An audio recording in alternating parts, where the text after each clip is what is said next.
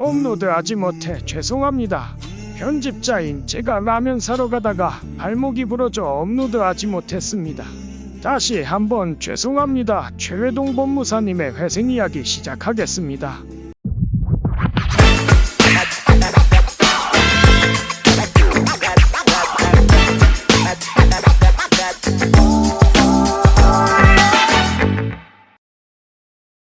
예, 이번 시간 개인회생에서 핸드폰 위치 추적이란 말이 왜 나오나요? 라는 주제를 가지고 오늘 거기에 대해서 설명을 드리겠습니다. 여러분들 개인회생은 있잖아요. 형사사건이 아니에요. 그냥 민사신청사건이거든요. 그러니까 이제 민사신청사건인데 핸드폰 위치 추적이 왜 나오나요? 이런 것들이 인터넷이나 SN 막 이런 등에서 핸드폰 위치 추적이라는 단어들이 심심찮게 등장이 되고, 제가 봐도 그 다음에 상담하신 분들이 그런 걸 보고 핸드폰 위치 추적이 이렇게 질문하십니다. 그런데 핸드폰 위치 추적에 대해서 질문하신 분들은 뭔가가 의심스러운 분들입니다.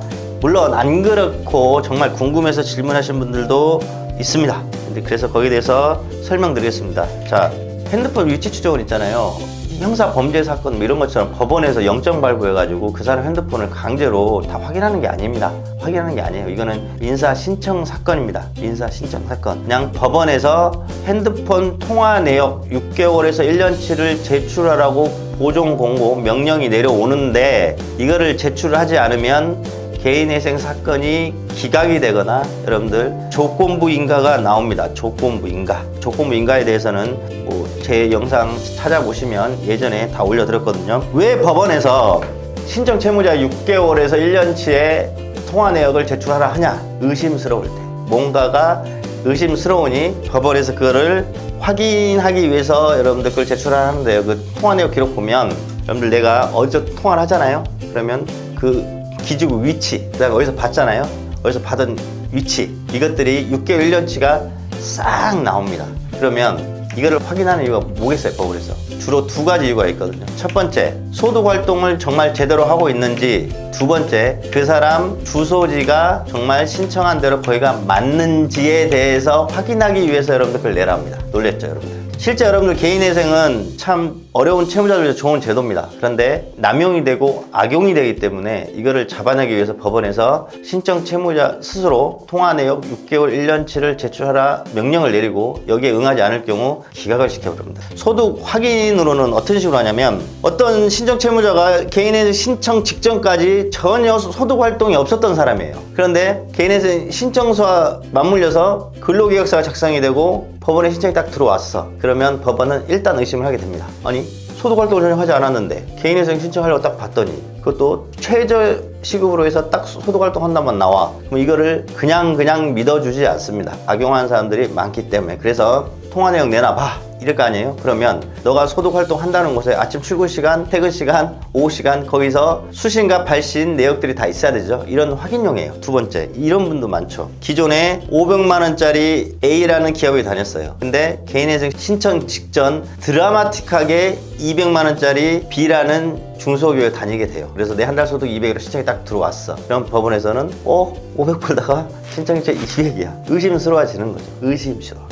그래서 핸드폰 통화를 봤어. 그러면 A라는 기업이 위치했던 지역에서 업무 시간에 계속 발신과 수신이 됐는지, B라는 기업에서 업무 시간에 발신과 수신이 됐는지 금방 확인이 되죠. 그 다음에 개인 사업자가 그런 대로 몇백씩 수익을 얻다가 개인의 신청 직전에 개인 사업자 폐업을 하고 또 최저시급 급여자로 가. 그럼 법원도 뭔가 이상하죠. 이렇게 해서 통화 내역을 확인해 보면 그 사람이 정말 거기서 근무를 했는지, 방금 전에 말씀드린 이런 경우들이 그냥 객관적 진실에 부합해서 사실이면 아무런 문제 되지도 않고 통화 내역과 그 근무 지가 일치하기 때문에 아무런 문제 되지 않습니다. 다만 실제 소득활동 하지 않고 가짜 근로계약서 작성해서 들어가신 분 아주 극히 일부 있습니다. 소득 감소하는 기업으로 옮겨서 내시는 분들 정말 극히 있어요. 개인사업도 하면서 어디 근로계약서 써서 개인사업자 폐업하고 배우자나 자기 자식으로 바꿔놓고 계속 운영하시는 분들 일부 존재합니다. 이런 사람들 이렇게 해서 다 걸러냅니다. 다 걸러내. 그 다음에 두 번째, 통화 내역 내는 게 주소 확인용이라 했잖아요. 여러분들 실제 이게 우리나라가 좀 약간 이쪽 부분에 대해서 좀 고민을 많이 해야 될 부분인데, 서울, 수원, 부산 회생법원은 다른 각 지방법원보다 개인회생이 훨씬 서류도 간소하고 한 달에 얘는 변제금도 낮게 변제율도 낮게 잘 나옵니다. 그러나 지방법원은 까다롭습니다. 그건 여러분들 인터넷 치면 많이 그런 내용이 나오잖아요. 그렇기 때문에 사람들이 내가 실제 예를 들어서 저쪽 의정부에서 근무를 하지만 의정부에 살고 있지만 서울로 주소지만 살짝 옮겨 놓습니다. 그래서 서울 회생법원에 개인회생을 신청하기 위해서 뭔가 신청 직전에 주소지가 갑자기 바뀌는 경우, 이런 경우, 그 다음에 근무지가 갑자기 바뀌는 경우, 이런 경우 관할 문제거든요. 그래서 그렇게 좀 더 쉬운 회생법원에 넣기 위해서 주소지를 바꾼 듯한 의심이 되는 사람들한테도 방금 말씀드린 통화내역 제출하라 합니다. 그래서 실제 여러분들 주소지는 주민등록상 주소지가 아니고 실제 거주하는